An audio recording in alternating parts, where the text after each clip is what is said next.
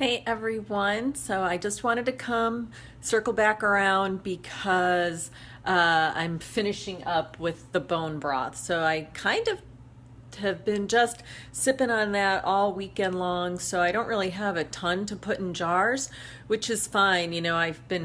Everyone is sick at work, so I feel like being gentle on my system and just having mostly broth. I made what I'm going to have for lunch for the next couple days and had that for lunch today, which was an orange beef stir fry with bok choy and green beans. So I had some of that, but I've been keeping it fairly light this weekend, and I'm going to actually have some more bone broth right now as I'm since I'm going to do this little video.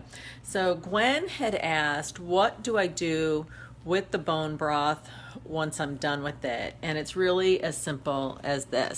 So I have this little fat separator thing, and I would highly recommend, if you're going to do the bone broth and you want to be able to drink it right out of the crock pot, then go ahead and get one of these. I'm not afraid of fat, and we've talked about fat a lot, but it's just kind of gross. I don't like to have a ton of fat when I'm drinking the bone broth. So I use the fat separator. That way I can let it sit for a little while, and then when I'm ready, oops, I've got the little stopper in there. When I'm ready, is it gonna let me? Yep, there it goes.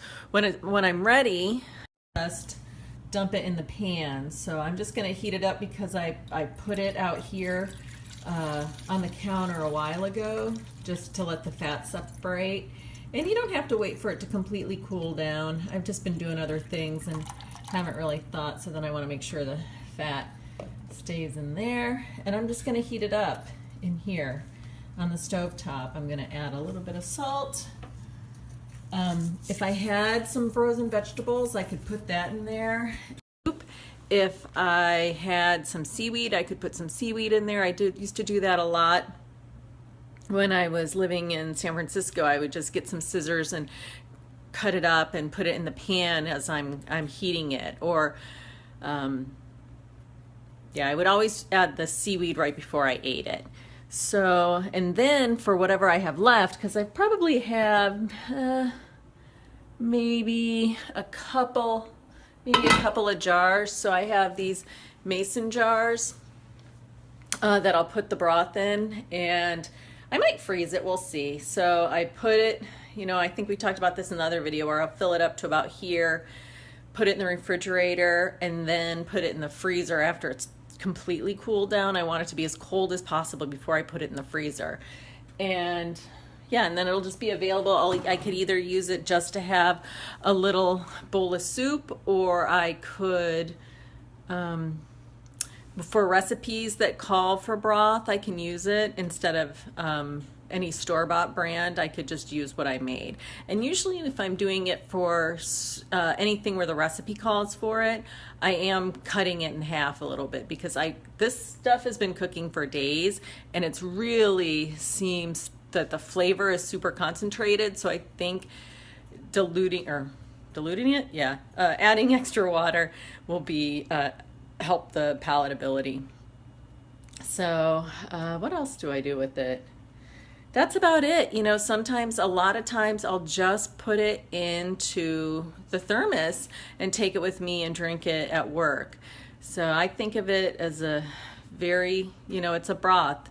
You can, as I put in onions and carrots and other things to season it while I was cooking it. And so it's not just the flavor of the meat, it's the flavor of everything that was in there. And I did want to show you the bones really quickly. So, let me turn that around. There it goes. See, here are the bones, and they've just been, see how that just fell apart and how porous that is?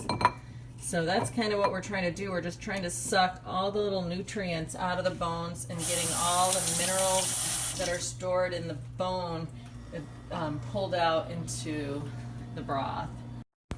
And again, I just got those bones. Well, I got those bones at the Sacramento Co-op. I've gotten bones from Whole Foods before. I just went to the butcher counter and asked for grass-fed stew or soup bones, and they know exactly what I was asking for and just brought out a freezer wrapped bag of it. And then I've also got bones from a fancy butcher shop. When I lived in San Francisco, there was a uber fancy butcher shop that was right down the street from me, and I had an endless supply of duck and lamb and beef, so from really high quality animals. So that's what you really want to focus on when you're doing this kind of thing with the broth, is get the highest quality ingredients that you can find. If you're, I don't know, I would say if you can't find grass-fed bones, I talked about the powdered bone broth that you can buy online, and that might be a better idea. I just don't, maybe there's benefit of using conventionally raised beef bones, but honestly, I just think about what a toxic life they lived, and do I want to suck the marrow out of those animals that lived in such a toxic environment? But you know, your mileage may vary, and where you get your meat quality and how pure you want things. You know, my scale is fluid depending on where I am and what the options are. So just something to keep in mind as you are trying to incorporate these healthier choices. So that's the bone broth. Let me know if you are interested in any other recipes and things. I've been cooking a lot lately since I've moved here to Sacramento, and I really like my kitchen. It's lacks counter space, but I've been able to to manage, and I'm not really set up completely for cooking demos, but let me know if that's something you guys are interested in. To me, I feel like cooking demos are all over YouTube, and if you wanted wanted more of that information, you could go find it there. But I'm happy to show you how to cut an onion or chop garlic, or those are the things that I started with when I was learning how to cook that were so useful. So that's what I have to say about that. And yeah, just if you're interested in talking about whether the resources and information I have would be useful for you, I'd be happy to get on a call and talk about like what my coaching style is like and where my area of expertise is. It's especially for people who work full-time in a corporate environment and just trying to figure out how to eat healthy in their office, how to get some movement in their day, and how to reduce stress. So all right, well, thanks. I hope you guys had a great weekend and enjoyed your Sunday. I'm going to eat my soup and get back to work and just chill out before Monday morning comes again. All right, take care.